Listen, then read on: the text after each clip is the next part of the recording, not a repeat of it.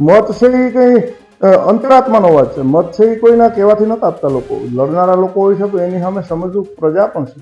તમને એમ લાગે કે નાના માણસો આ રીતે મત કરતા હોય, ખોટી વાત છે. રાજકીય રીતે ચાલ્યા રાખવાનો મારો સ્વભાવ નથી, કોઈની વ્યક્તિગત વાત કરવાનો. જલીબેન ઉપર બાગ બગીચાને લઈને હાઈકોર્ટમાં ફરિયાદ થઈ હતી, તેને લઈને પણ અત્યારે ગંભીર પરિસ્થિતિ હાઈકોર્ટમાં ચાલી રહી છે. જેલીબેનનું વ્યક્તિત્વ પણ છે, એને કુતિયાણાને એક એવું નેતૃત્વ આપ્યું છે કે ક્યારેય કુતિયાણામાં એકદમ વાતાવરણ શાંત છે અને નાના માણસોના પણ કામ કર્યા છે, ગરીબ લોકો સુધી પહોંચ્યા છે. 25-30 વર્ષ પોતે રહ્યા હોય તો લોકોના કામ કર્યા હોય તો જ રહી શકતા હોય ને. ભાજપની જે એક ઉસૂલ છે કે ભાઈ પારિવારિક ટિકિટો ન આપી, કુતિયાણામાં સાબિત થયું છે કે પારિવારિક ટિકિટો આપી છે. કુતિયાણા ચૂંટણીઓ છે એ શાંતિથી લડાઈ છે.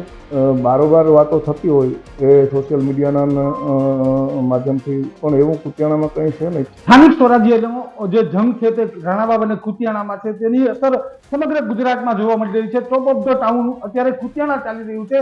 સમગ્ર જે બંને ચૂંટણી છે તેની વાત કરશું. આપણી સાથે જિલ્લા ભાજપના પ્રમુખ રમેશભાઈ છે. રમેશભાઈ, અત્યારે સ્થાનિક સ્વરાજ્યની ચૂંટણી ચાલી રહી છે, રાણાવાવ કુતિયાણામાં કેવો માહોલ છે?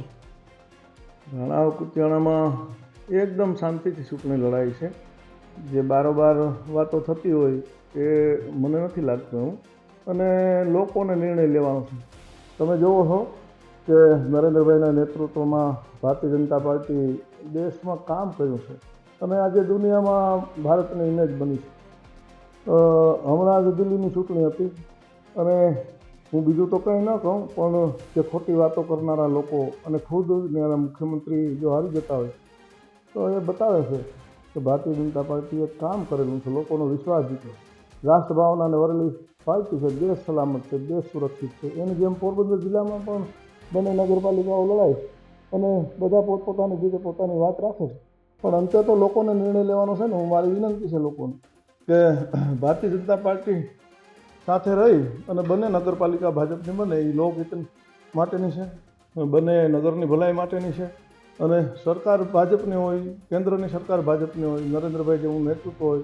તમે હિસાબ તો કરો, યુપીની અંદર પણ હમણાં ચૂંટણીઓ થઈ, નાની મોટી પરિણામ આવે જ છે.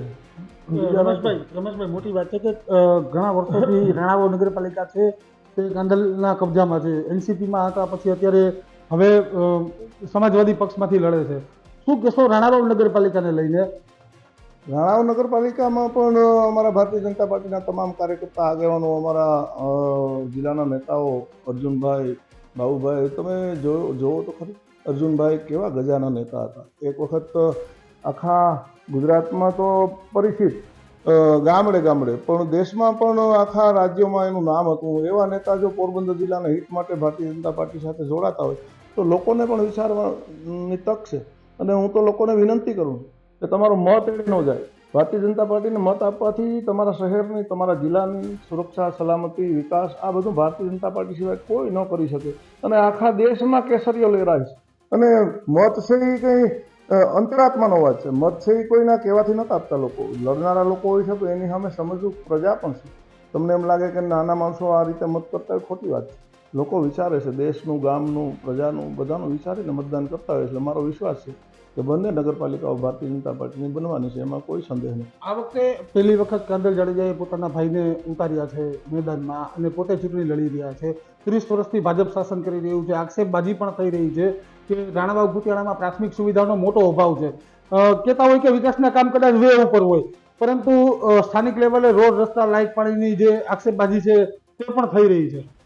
એવું તો રાજકીય રીતે ચાલ્યા રાખવાનો મારો સ્વભાવ નથી, કોઈની વ્યક્તિગત વાત કરવાનો. પણ વિકાસના કામો થયેલા છે. હું મારા વિસ્તારમાંથી આવું છું. ગેડ વિસ્તારમાં એક દિવસ પાણીની સ્થિતિ કેવી હતી, રસ્તાઓની સ્થિતિ કેવી હતી, વીજળીની સ્થિતિ કેવી હતી? કોણ કરે છે કામ? સરકાર કરતી હોય, કોણ કરે છે? બજેટ કોણ આપે? તમે પણ પત્રકાર મિત્રો છો, તમે પણ સમજી શકતા હોય છે. એટલે આવી વાતો છે એ ચાલતી હોય છે અને કોઈને કોઈ ચૂંટણી તો લડતું હોય છે, એવું કંઈ નથી. ચૂંટણી લડવાનો બધાને હક છે અને પોતપોતાની રીતે પોતાનું રાજકારણ બધા કરતા હોય છે, એટલે એમાં પોતપોતાની રીતે પોતાની વાત રાખતા હોય છે. જલીબેન ઉપર બાગ બગીચાને લઈને હાઈકોર્ટમાં ફરિયાદ થઈ હતી, તેને લઈને પણ અત્યારે ગંભીર પરિસ્થિતિ હાઈકોર્ટમાં ચાલી રહી છે. ક્યાંક કાંદલ જાડેજા તેની ઉપર જે કહેવાય આક્ષેપ પણ કરી રહ્યા છે, પરંતુ કોર્ટમાંથી એવો પણ ક્યાંક આદેશ થયા છે કે તપાસ કરવી. સમગ્ર મામલો કેવો છે? એવું તો તમે આજે વાત કરી પણ મારા ધ્યાનમાં આવી હું વિગતવાર જાણતો નથી પણ એ તો અરજીઓના આમ તેમ તો થતું હોય છે પણ ગેલીબેનનું વ્યક્તિત્વ પણ છે એને કુતિયાણાને એક એવું નેતૃત્વ આપ્યું છે કે ક્યારેય કુતિયાણામાં એકદમ વાતાવરણ શાંત છે અને નાના માણસોના પણ કામ કર્યા છે, ગરીબ લોકો સુધી પહોંચ્યા છે. 25-30 વર્ષ પોતે રહ્યા હોય તો લોકોના કામ કર્યા હોય તો જ રહી શકતા હોય ને, એટલે એને કામ કર્યા છે અને એનો સ્વભાવ છે કે એને બધાને આશ્વાસન આપ્યું છે. કોઈ નાનો માણસ જાય એની પાસે મળી શકે, એને ફોનથી વાત કરી શકે, બધાના નાના મોટા પ્રસંગોમાં એની હાજરી હોય છે, એને કામ કર્યા છે.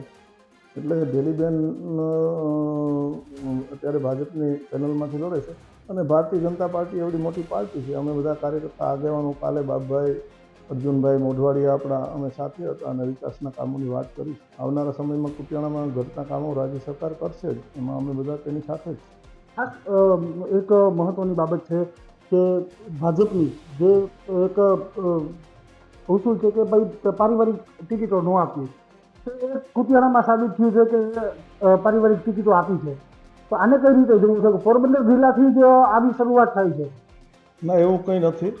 ક્યારેક પાર્ટી છે એ મનોમંથન કરી અને હંમેશા કોઈ પણ ચૂંટણી હોય, ગમે તે પાર્ટી લડતી હોય, પોતાના જીતવાના પ્રયાસ હોય છે. ક્યારેક એવી પરિસ્થિતિ હોય છે કે સામે એવા પરિબળો લડતા હોય કે એવું વાતાવરણ હોય ત્યારે પોતાને લડવું પડતું હોય છે. ક્યારેક એવા ઉમેદવારોને ઉતારવા પડતા હોય છે. એટલે પાર્ટી સાથે વાત કરીને જ આપણે ટિકિટો આપીએ. એક આખરી સવાલ, બાહુબલી નેતા કહેવાય છે કાંદલ જાડેજા, કઈ રીતે જુઓ છો આ ચૂંટણીને? એ વાતો હું નથી કરતો. કુતિયાણા ચૂંટણીઓ છે એ શાંતિથી લડાય છે. બારોબાર વાતો થતી હોય એ સોશિયલ મીડિયાના માધ્યમથી, પણ એવું કુતિયાણામાં કંઈ છે નહીં. તમે જુઓ ક્યાંય ચૂંટણીમાં કોઈ પણ વ્યક્તિને કોઈ પણ પ્રકારની હેરાનગતિ થતી હોય એવું મને લાગતું નથી. હું જિલ્લા ભાજપનો પ્રમુખ છું પણ મને એવું પ્રેમથી બધા ચૂંટણીઓ લડે છે અને લોકો નિર્ણય લેવાના. જી, ચોક્કસથી આભાર રમેશભાઈ, જે જિલ્લા ભાજપના પ્રમુખ છે અને વાત કરી કે આ ચૂંટણી છે તે ભાજપ લડી રહી છે, કોઈ વ્યક્તિગત ચૂંટણી નથી, પરંતુ આવનારો સમય છે તે બંને નગરપાલિકા ભાજપ કબજે કરશે તેવો પ્રમુખનો દાવો છે. ગુજરાત તક, ચેતન ઠકરાર, પોરબંદર.